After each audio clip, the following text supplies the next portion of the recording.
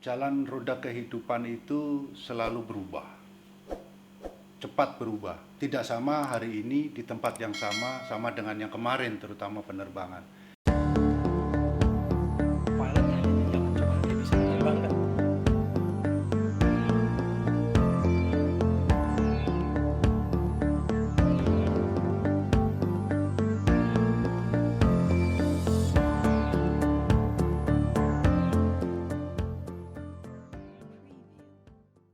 Dahulu bernama Forum Komunikasi Antar Penerbang Garuda Indonesia. Saat ini bertransformasi menjadi Asosiasi Pilot Garuda. Saat ini saya bersama Presiden dan Wakil Presiden Asosiasi Pilot Garuda, Kapten Muzaini sebagai Presiden dan Kapten Doni sebagai Wakil Presiden. Apa kabar, Kap? Alhamdulillah, kabar baik, sehat, Sehat, semangat. ya? Baik, Kapten Doni, sehat selalu ya, Kap ya. Sehat. Terima kasih udah diberi kesempatan untuk berbincang-bincang di obrolan aviasi, Kap. Gini, presiden dan wakil presiden, Kap. Wah, itu kan sesuatu hal yang wah banget nih, Kap.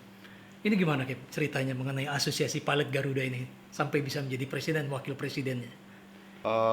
Bahwasanya setiap pemilihan badan pengurus itu terutama diutamakan kita pilih presiden dan wakil presiden. Nanti presiden dan wakil presiden terpilih akan memilih badan pengurus selengkapnya. Demikian alur dari asosiasi keorganisasian kita. Nah, ini mula-mula terbentuknya Asosiasi Pilot Garuda ini bagaimana? Boleh diceritakan, Kapten Muzaini? Asosiasi Pilot Garuda ini bermula dari dulunya adalah Forum Komunikasi Antar Penerbang Garuda Indonesia atau FKPGI. Jadi untuk mewadahi aspirasi apa saja yang bisa ditampung. Seiring berjalannya waktu, bahwasanya kita tidak hanya untuk berkomunikasi saja. Jadi kita perlu meningkatkan harkat dan martabat dan profesionalisme kita bentuk suatu asosiasi. Maka dirubahlah dari FKAPGI menjadi APG, Asosiasi Pilot Garuda Indonesia. Demikian. Gitu ya. Gimana, Kapten Doni? Mungkin ada yang mau ditambahkan, Kap? Ya, APG memang mempunyai fungsi dan peran meningkatkan profesionalisme pilot dan juga membantu perusahaan memberi masukan untuk demi kemajuan perusahaan. Nah, dalam rangka kita sebagai asosiasi, kita juga berafiliasi dengan IFALPA, Persatuan Federasi International Airline Pilot di seluruh dunia. Dan kita selalu memberikan masukan dan juga memberi sebuah gambaran bagaimanakah kehidupan seorang pilot baik di internasional maupun di nasional. Dalam rangka hal tersebut, tentu perjuangan asosiasi ini tidak melulu ke masalah industrial, tapi juga ke masalah technical knowledge. Pada saat ini, salah satu program kami di badan pengurus yang baru itu memang memberi porsi yang lebih besar dari sisi technical. Sebelumnya kan kita kan mempunyai sebuah fundamental peran yang cukup baik lah di industrial kita, di Garuda Indonesia terutama kan. Nah, terkait dengan fungsi dan peran itu, kita juga berusaha meningkatkan, memberikan porsi yang lebih besar di sisi technical agar keprofesionalisan pilot kita lebih mengangkat lah. Dan juga menjadi sebuah parameter nasional paling nggak di domestik kita. Dan sampai saat ini apa saja yang sudah pernah dilakukan oleh Asosiasi Pilot Garuda, Kap? Sebenarnya rencana kita dari awal tahun program badan pengurus itu kita mempunyai target cukup besar lah untuk sisi divisi technical ini. Salah satunya membuat seminar minimal 3 bulan sekali, membuat sebuah program internal dengan pilot kita, membuat semacam kelas-kelas lah, little class tuh dengan teman-teman lapangan di pilot per fleet. Namun karena kondisi COVID akhirnya kemudian mau nggak mau harus pending. Yang terbaru kemarin kita bikin human factor pilot untuk menghadapi bagaimana sih pilot seharusnya mempersiapkan diri dalam rangka terbang kembali atau mungkin menyesuaikan dengan kondisi pandemi sekarang. Itu yang terbaru kemarin. Kedepannya kita akan insya Allah nanti akan bikin program baru dalam rangka meningkatkan kepercayaan diri teman-teman kita di lapangan dan bisa mengangkat aspek safety lebih tinggi. Ya, saya juga lihat kemarin juga ada acara kepedulian sosial ya, melakukan bakti sosial ataupun ketika ada terjadi gempa juga melakukan memberikan bantuan ya. Bukan begitu ya Kapten Husaini ya, Kip? Oh iya betul. Jadi memang kita aspek daripada keprofesionalisme kita itu tidak melulu skill, tidak melulu kesehatan kita, tetapi kita sebagai insan sosial yang mana kita pada kehidupan sehari-hari pilot ini kan murni berhadapan dengan mesin, dengan instrumen, dengan pesawat. Akan tetapi pesawat kita ini melintasi ke segala penjuru daerah maupun ke penjuru dunia kalau internasional. Makanya kita bisa melihat langsung dari atas keadaan daerah-daerah, ada rasa ingin kita sampai ke sana. Disitulah bahwasanya kita ingin menyatu dengan empati kita kepada saudara-saudara kita. Sebenarnya bukan yang harus pada mendapat musibah saja, tetapi juga bantuan-bantuan untuk memajukan taraf hidup, pendidikan maupun kehidupan dari saudara-saudara kita. Jadi dalam bentuk nyata ya, langsung Betul. disampaikan gitu ya Betul. ke daerah-daerah ya, Kip ya. Ya. Kan sebagai asosiasi pilot Garuda juga, profesi juga sebagai pilot. Kok bisa kepikiran untuk jadi pilot? Dulunya bagaimana Kapten Husaini? Saya itu anak desa, anak kampung lah. Rumah saya itu tengah hutan. Saya sebenarnya kakek nenek saya petani. Bapak saya itu polisi. Tapi karena orang tua petani, senang bertani dan berkebun, rumah saya itu di belakang ada pohon randu, pohon yang tinggi. Dan saya senang memanjat pohon itu. Setiap saya di puncak pohon itu, saya bisa ngelihat kemana-mana. Indah sekali. Dan saya suka memelihara burung itu, melihat burung terbang itu sepertinya nikmat sekali, bisa terbang kemana-mana. Di situ terbetik cita-cita saya sebagai pilot. Tetapi karena anak kampung, mana mungkin, kalau bahasa Inggris kuno di kampung saya bilangnya tangeh lamun. Sangat tidak mungkin lah gitu. Tetapi alhamdulillah seiring berjalannya waktu, begitu lulus SMA, saya diberitahu oleh teman saya bahwasanya ada pembukaan PLP Curug. Jurusannya pun sebenarnya saya nggak tahu jurusan apa, yang penting saya bisa masuk di perhubungan, di kedirgantaraan. Saya senang sekali dengan alat-alat transportasi apapun itu. Saya senang perjalanan. Begitu masuk saya tidak memusingkan, tidak memikirkan saya jadi apa, tapi yang jelas saya bisa bekerja. Karena di sana di PLP Curug itu kan bukan cuma sebagai penerbang saja, Ya, ada betul. sebagai teknisi ataupun sebagai pengatur udara ya, Betul. lalu lintas udara ya. Betul. Nah, begitu menuliskan surat lamaran itu, saya karena belum paham dengan jurusan-jurusan, karena singkatan-singkatan kan itu. Ada BNB, RTL gitu kan, ATC. Saya nggak hafal, karena nggak tahu saya kosongin. Tapi begitu saya serahkan, akhirnya dipanggil kepada panitia tesnya itu. Saya ingat namanya Bung Ismet sama Mbak Muhandini. Saya dipanggil karena postur tubuh saya tinggi. Saya dibilang kamu cocoknya PNB. Waduh. Saya untuk mempersingkat waktu, saya tanpa pikir panjang siap, meskipun diketawain dengan teman-teman yang lain. Ternyata begitu tes baru tahu bahwa PNB itu adalah singkatan penerbang. Oh, jurusan penerbang gitu ya. Penerbang. Yang sebenarnya saya pikir itu penerjun bebas. PNB ini, PNB. penerjun bebas ya. Siap. Terus gimana, Kip? Setelah itu akhirnya masuk PLP Curug. Alhamdulillah. Di angkatan berapa gitu? Begitu tes, alhamdulillah lulus. Eh, saya pada jurusan 4344. Jadi satu Angkatan tahun 4344. angkatan 4344 masuk tahun 86, 1986. Saya yang angkatan 44. Angkatan 44. Angkatan gitu. 44. Oh, Kapten Doni juga dari PLP Curug ya? Iya, katanya? bener. Oh, angkatan berapa itu, Kap? Kalau boleh Angkatan diceritakan. 61. 60, waduh. 61. Jadi cukup antara senior junior nih, Kap ya.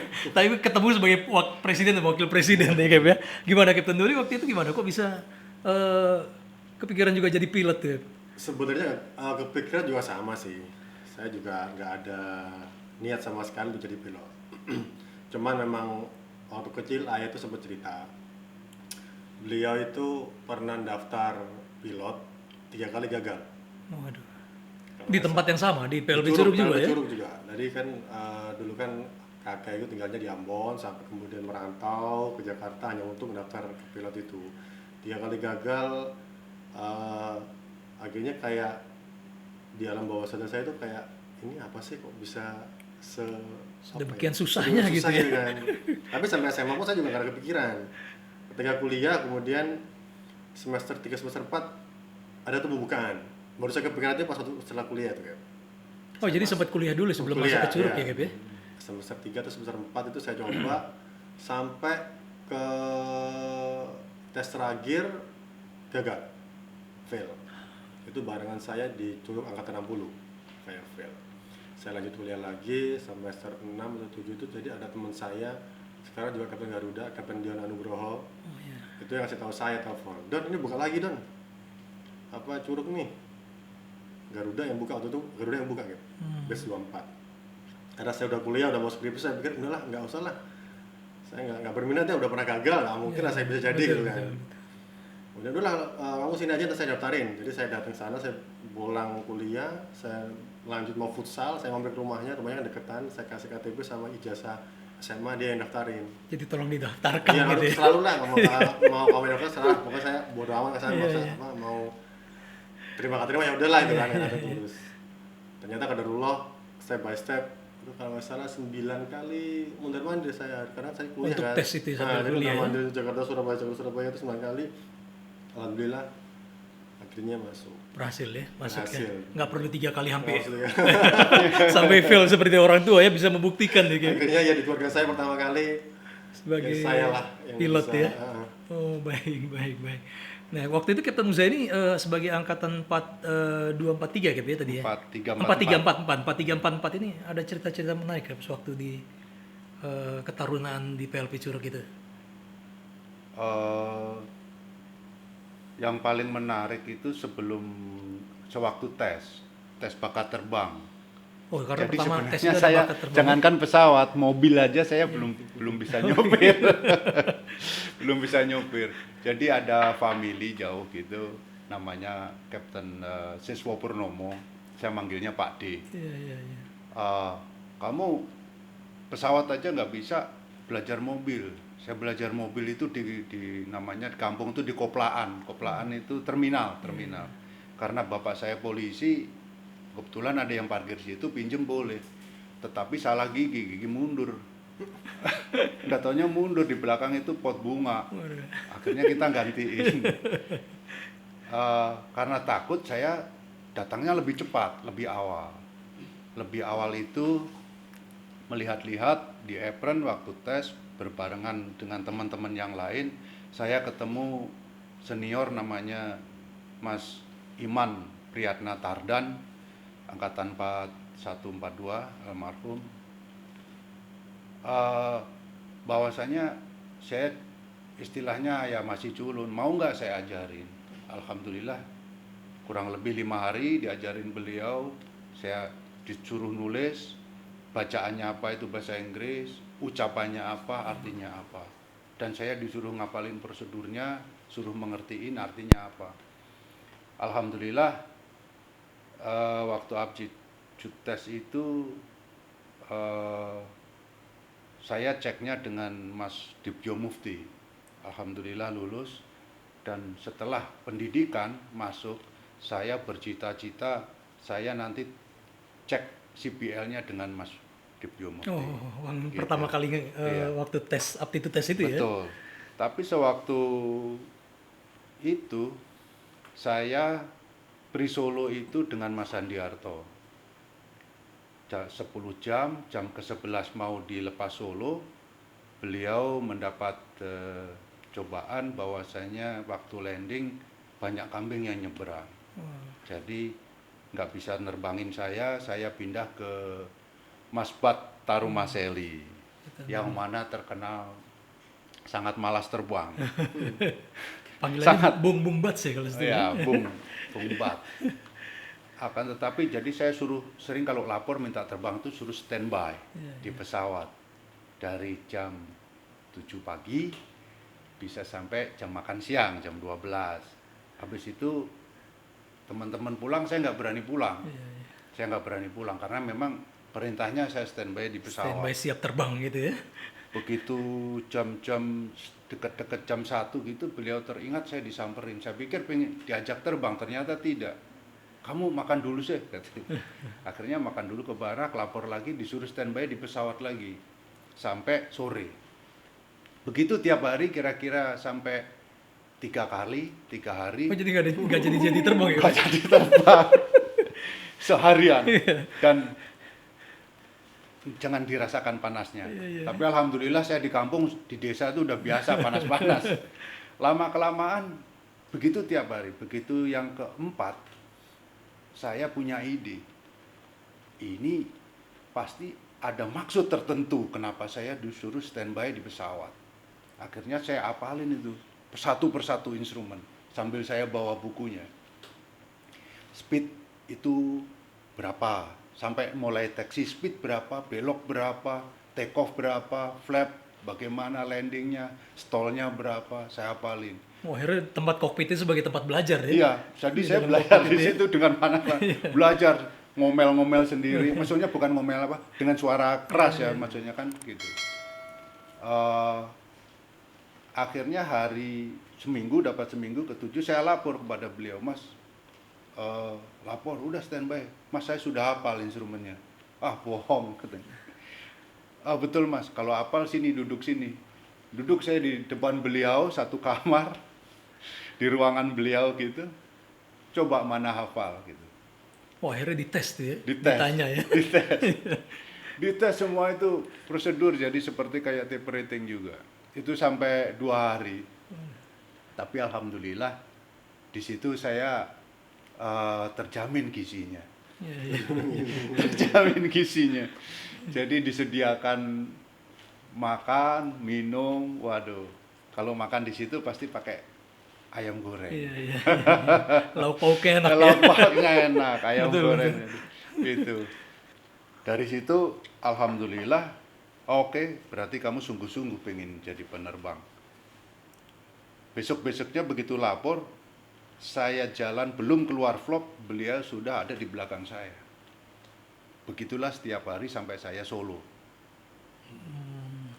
Jadi perjuangannya cukup berat ya? Ya. Untuk bisa terbang ya? Bisa terbang. Sampai mungkin kalau di Curug itu namanya dulu ngeling atau simulator. Itu yang mengajarkan itu instruktur link. Satu-satunya pilot pada waktu itu, taruna pilot maksudnya pada waktu itu, yang diajarin oleh instruktur terbang di link di simulator cuman saya. Oleh Bung Bats itu? Oleh Bung Bat Tarumaseli. Oh, aduh. Itu ada sampai 10 kali. Iya. Bener-bener kalau gitu. Kalau Captain Doni apa nih, Cap? Aduh, suka duka selama di Taruna bagaimana, Cap? Suka duka kalau kita di Curug sih kan, Curug itu kan bahagia untuk dikenang tapi nggak enak untuk diulang kan.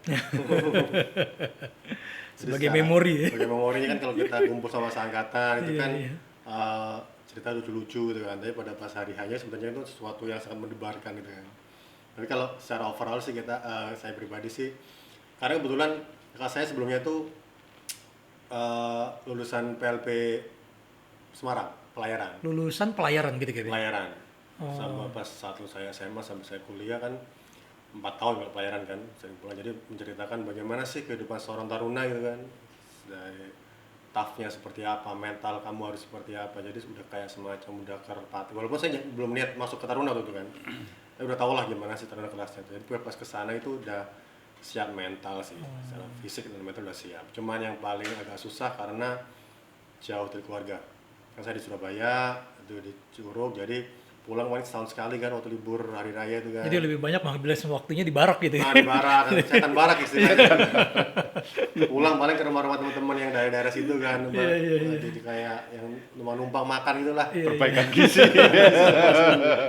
Jadi kalau ada temen satu angkatan weekend ikut-ikutan ke rumahnya ya. Kalau pas mereka mau malam mingguan sama ceweknya, ya kita di setan barak aja di barak itu. Seperti itu. Gitu. Waktu pendidikan bagaimana? Pada saat terbang itu bagaimana? Ada kejadian-kejadian yang Pada menarik? saat terbang sih, saya kebetulan nggak seistimewa Kapten Muza ini, jadi ya biasa-biasa aja sih, nggak ada yang terlalu. Berarti semua dijalankan dengan baik Dijalankan ya. apa adanya. Semua prosedur, kemudian semua silabusnya sendiri juga Ya standar aja. dilakukan dengan baik ya. Ya. Kemudian Kapten Muzani gimana Kap? Setelah dari Curug, kemudian masuk ke penerbangan komersial langsung. Ya, diambil. Oh langsung diambil. Ambil oleh Garuda Indonesia, diseleksi. Ya waktu itu datang Direktur Operasi Pak Darmadi, Kapten Darmadi, datang bahwasanya siapa-siapa yang masuk ke Garuda ditempatkan di mes di Garuda Indonesia. Setelah itu dibagi dua fleet, yaitu satunya Fokker 28, satunya lagi DC-9 Oh, pada saat itu ya pada Kap? saat itu. Oke. Terus akhirnya Kapten Muzani masuk ke Saya dapatnya DC-9, DC-9. alhamdulillah. Ya. Oh. Kenapa saya bilang alhamdulillah, sementara mau Fokker mau DC-9 sama. Karena kalau DC-9 itu simulatornya di luar negeri. Jadi bisa jalan-jalan nih Kap? Selain jalan-jalan, dapat uang sakunya banyak untuk modal waktu itu. Itu. Cuman ya, itu jadi saya begitu masuk Garuda di DC-9 mengenal di situ bahwasanya saya begitu diistimewakan oleh perusahaan saya.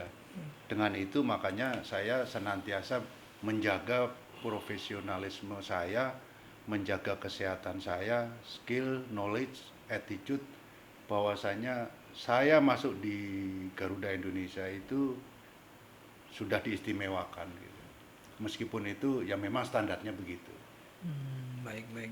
DC-9 itu mesinnya dua-duanya di belakang ya Kap? Di belakang. Kalau nggak salah ada pintu juga di belakangnya itu Ada ya? belakang, Ada telkon telkon namanya. itu ya? Telkon. Oh baik.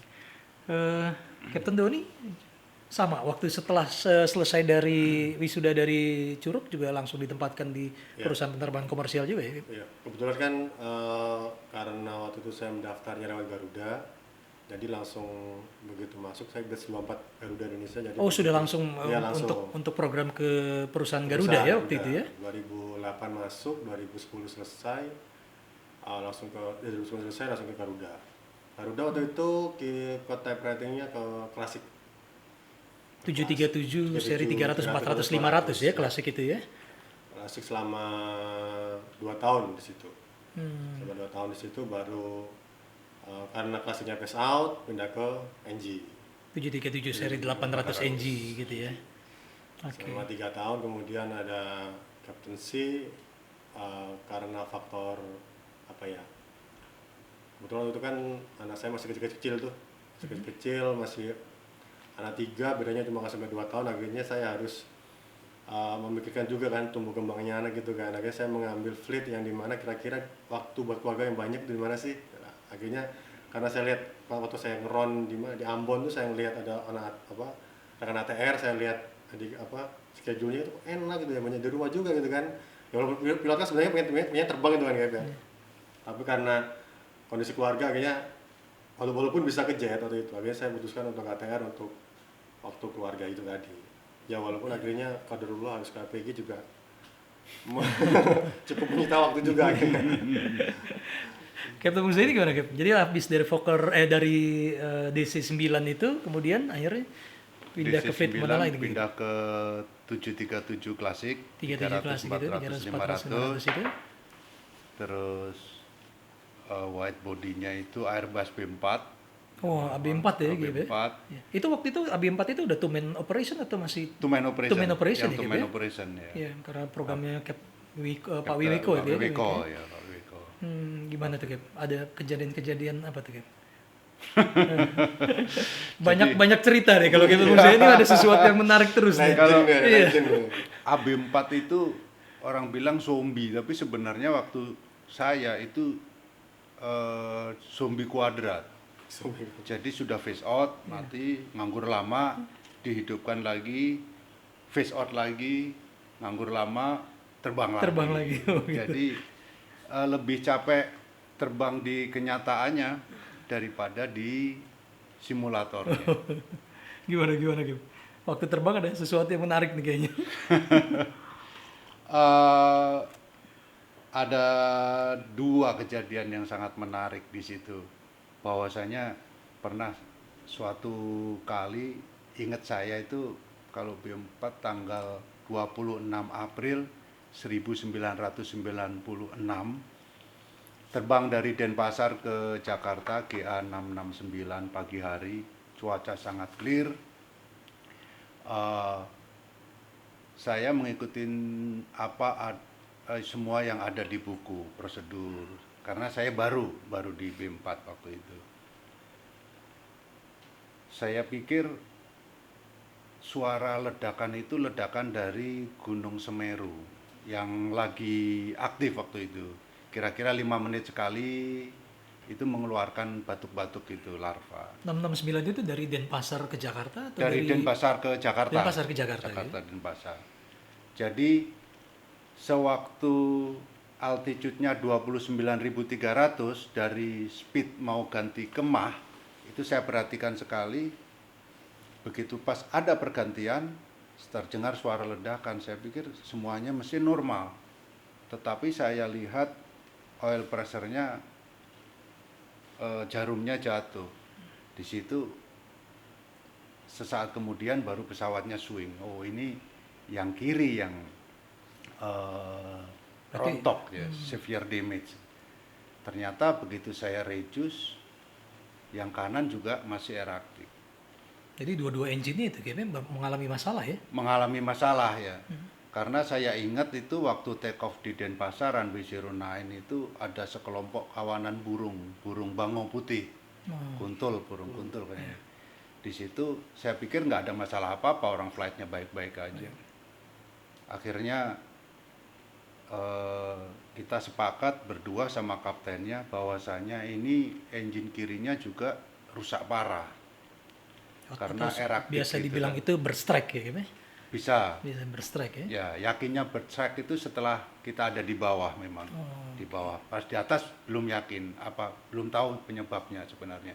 Yang kita tahu engine kiri rusak berat, engine kanannya sedang eraktif. Begitu kita open power sedikit aja, makin banyak. Kita takut, akhirnya ingat saya itu 43 mil dari Sierra Bravo Yankee waktu itu namanya, sebelum Sierra Bravo Romeo. Itu Surabaya gitu ya? VOR di Juanda, Di Surabaya. Juanda, Surabaya.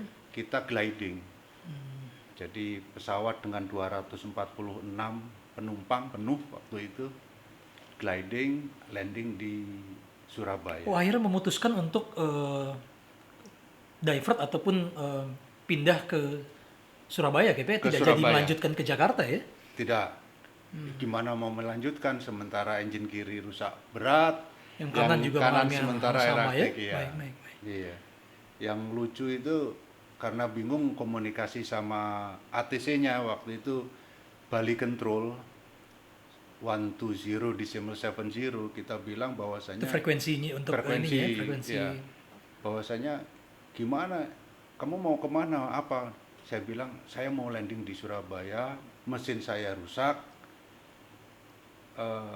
termonitor di radar enggak gitu. Begitu dibilang termonitor radar, ya saya mau landing di Surabaya. Dia nanya lagi, landing runway 10 or runway 28, you just monitor, saya bilang. Akhirnya dia menyadari dan Karena di bilang, atas juga sudah cukup bingung waktu itu ya, Cap, ya? ya akhirnya dia bilang, sky is yours, sky is yours. Semua traffic dibuang, sampai yang line up di runway 10 waktu itu juga disuruh balik lagi ke apron. Oke, berarti dikasih first priority lah untuk First mendarat di priority. Surabaya ya waktu itu. Iya. Ya namanya manusia. Waktu kita handling pesawat semuanya oke, normal. Jadi seperti terbayang waktu di Curug bahwa misalnya ada forced landing altitude. Oh iya iya. Forced landing altitude. Saya bilang ke kaptennya, kita di downwind 7000, normal circuit, kayak forced landing altitude. Kalau langsung belok, itu downwindnya nggak dipas di beam jangan 7000. Tapi kalau kita 7000, kalau ketinggian kita seperti sirkuit normal. Di final 3000. Itu kalau 2 mesin mati kita bisa masuk. Alhamdulillah diterima, kita landing, di-adjust altitude-nya, dan kita bisa landing dengan selamat di Berhasil mendarat di Surabaya ya. di gitu? Surabaya. Itu pun kaptennya nyeletuk kayak di film-film katanya. Iya iya. Sebelah kanan kiri Blanwir gitu. Betul betul. Begitu sudah keluar ke Sierra 4, Keluar dari radarnya- landasan menuju ke taxiway itu ya kan? Ya, menuju taxiway itu radarnya pesawat bergetar hebat. Bergetar banget. Saya pikir Cap ini pesawatnya rusak apa lagi. Beliau ketawa sambil ini kepala saya. Kakiku goblok katanya. Oh jadi kaki kaptennya menginjak Kaki pedal di kaptennya rupanya kaki itu bergetar gitu. Bergetar. Akhirnya udah Cap, minum dulu. Udah kamu bisa taksi, bisa. Ya udah kalau gitu, kalau kamu nggak yakin berhenti. Udah Cap, saya berhenti aja. Iya. Berhenti. Tawarnya nanya ada masalah, saya bilang tarik nafas dulu deh. Ya, udah beliau minum, tapi masih bergetar, tapi nggak ini. Kamu bisa taksi Jen, bisa Cap. Begitu taksi, begitu masuk taxiway, pesawatnya bergetar hebat.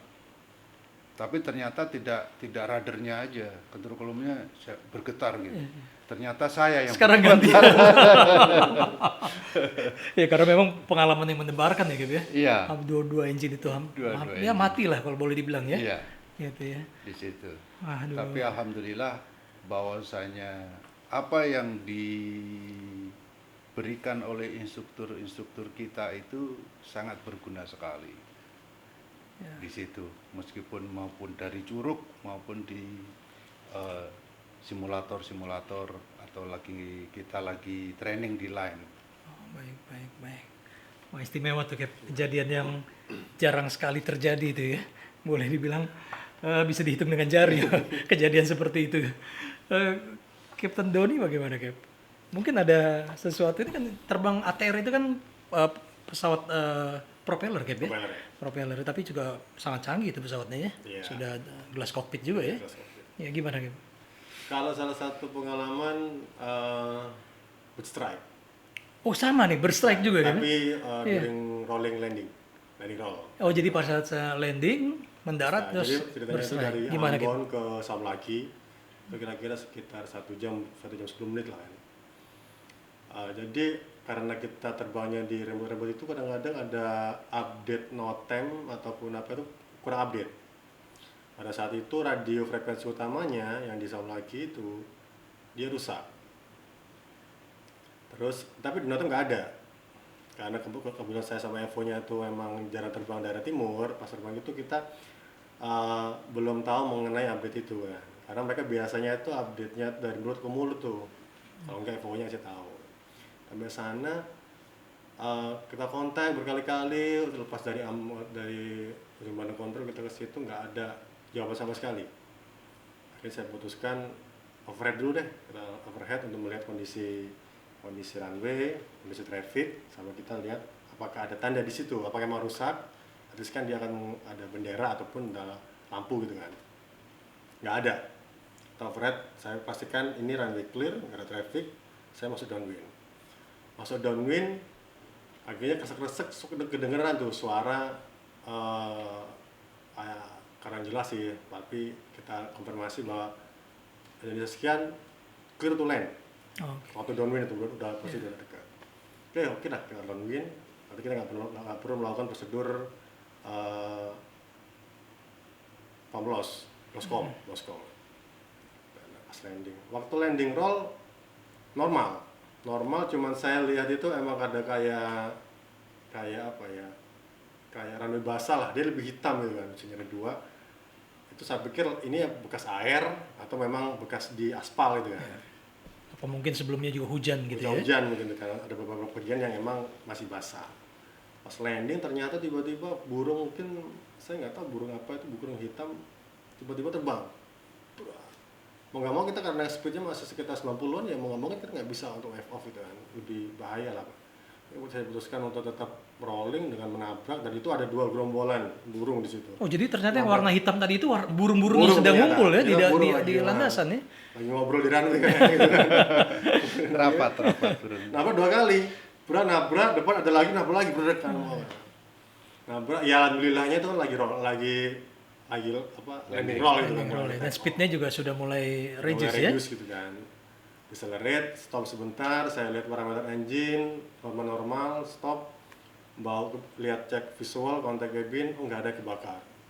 Cuman bau anyir, terus lama-lama bau gosong. Ya.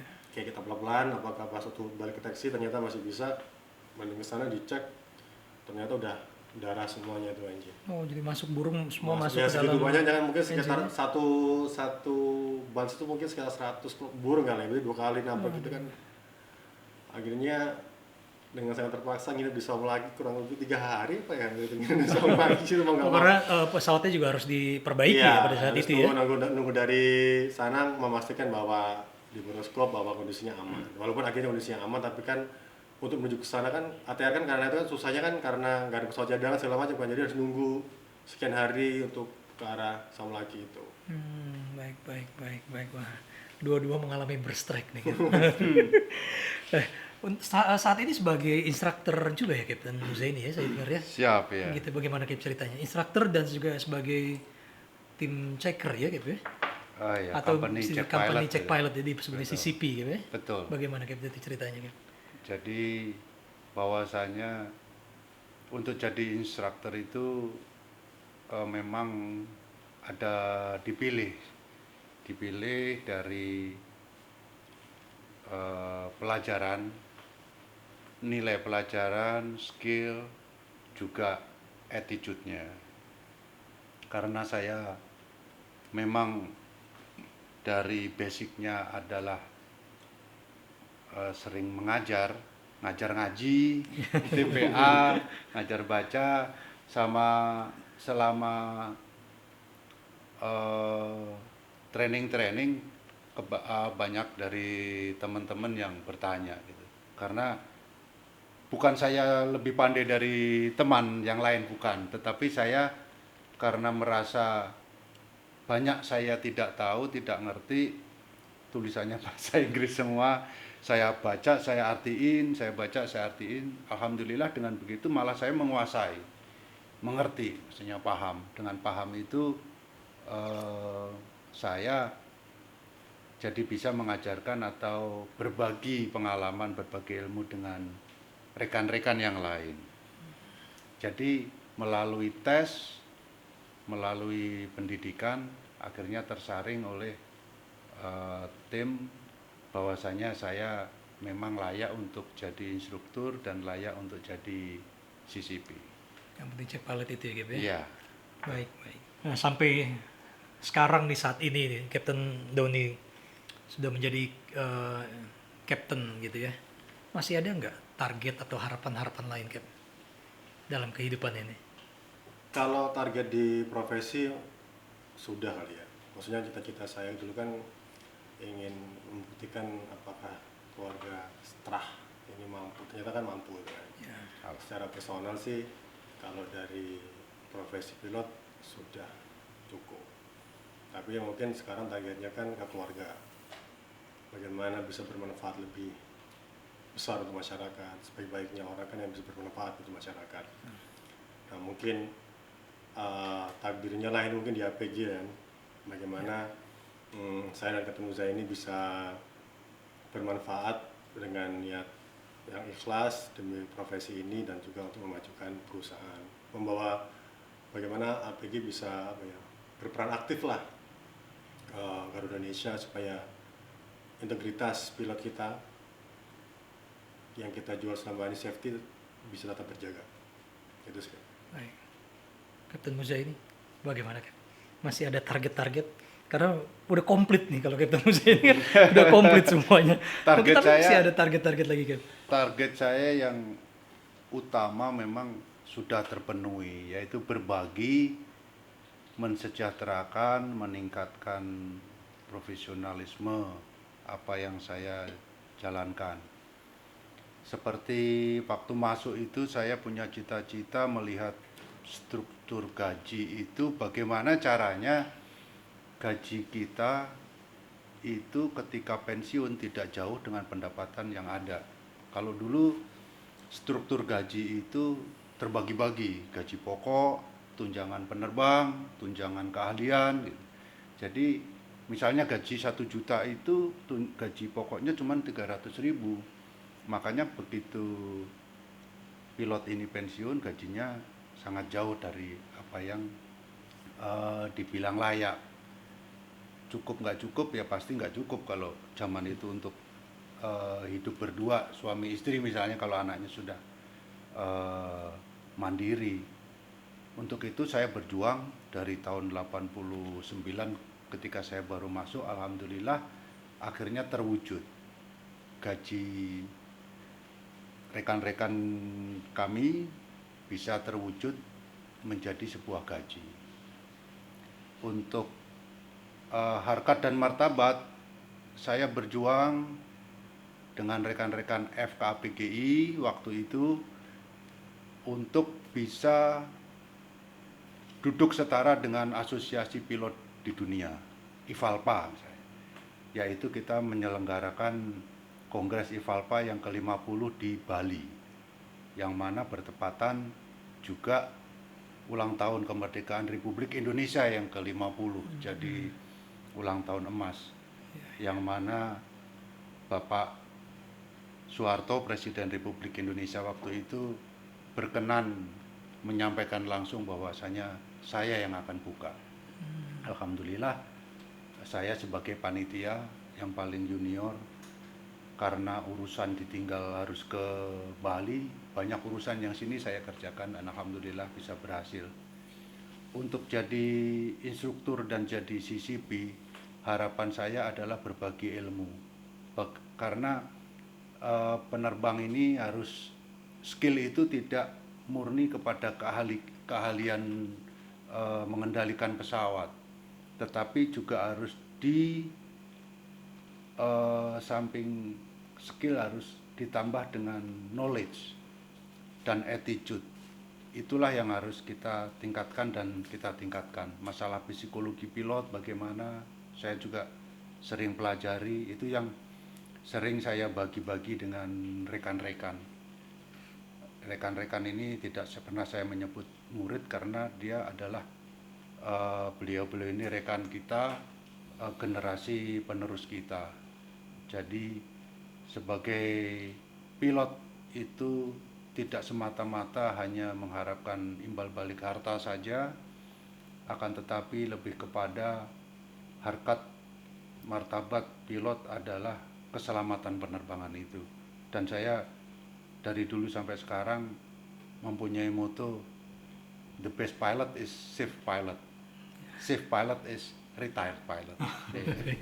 Kalau di Curug ada the best pilot is training here. Berawal dari situ saya itu akan terus saya ingat dan saya kenang dan saya jadikan acuan. Demikian. Mungkin ada juga pesan buat generasi muda kita ataupun insan penerbangan. Generasi muda seterusnya bahwasanya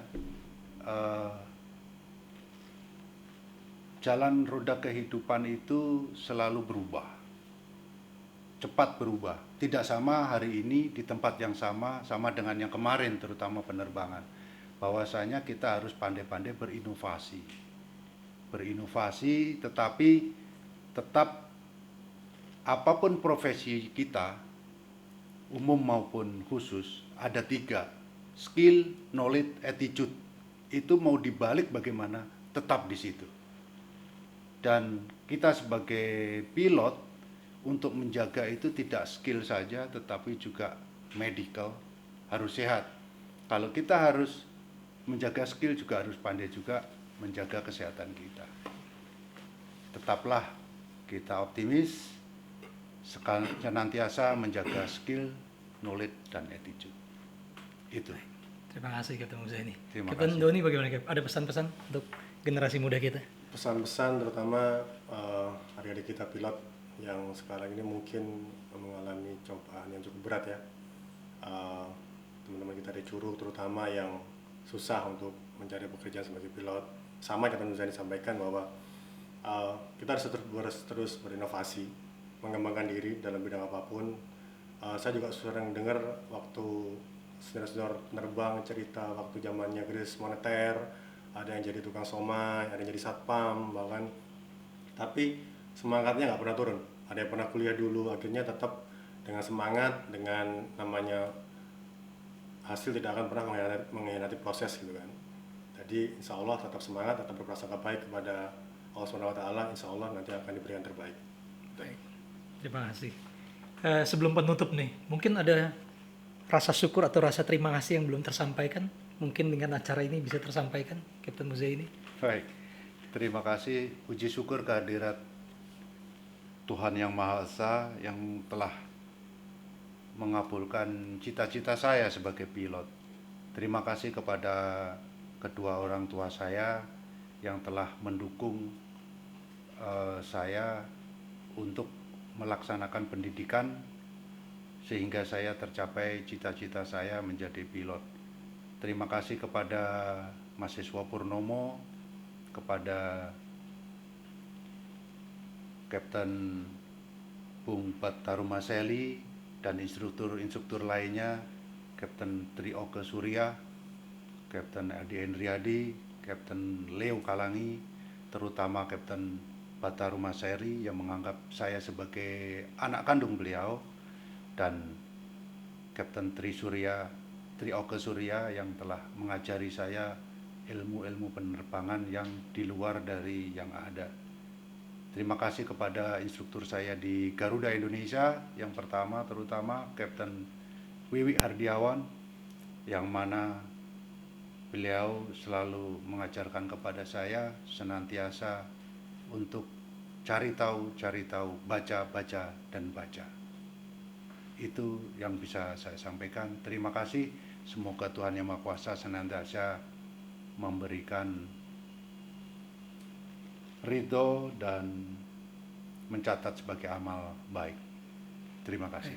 Dan alhamdulillah juga anak juga sebagai pilot juga ya? Alhamdulillah anak saya yang nomor 1 jadi pilot, Muhammad Sino Muzaini di Garuda juga, NG. Yang nomor 2 lagi tes di Citylink, Muhammad Agung Al-Muzani. Alhamdulillah. Alhamdulillah. Ya. Kapten Doni, ada yang mau disampaikan rasa syukur ini?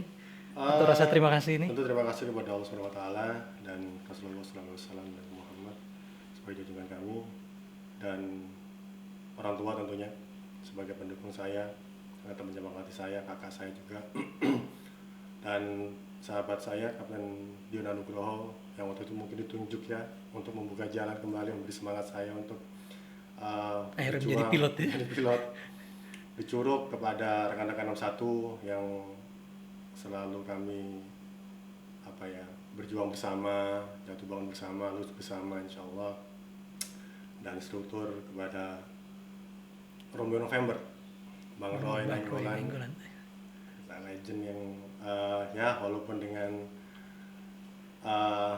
keras pada saat mengajar. Baik, tapi sekali, dan itu demi mendidik mental ya. Mentalnya sangat terbentuk sekali kepada senior 60 dan 59 yang mendidik kami 61 di Garuda, Kapten Basuki Subiranto dan Kapten Purwo yang mengajarkan saya pertama kali mengenalkan kepada pesawat jet yang cukup canggih pada saat itu, memberi masukan, memberi untuk bersama pertama kali yang mengajarkan saya dasar-dasar menjadi seorang pilot profesional. Terima kasih. Baik, terima kasih. Ya, dengan ini kita tutup acara kita, obrolan aviasi kali ini. Jangan lupa like, share, and comment, dan jangan lupa subscribe di bawah ini. Terima kasih. Terima kasih. Lagi, ya. Salam. Mari, salam Pak Piki. Salam kompak. Salam kompak.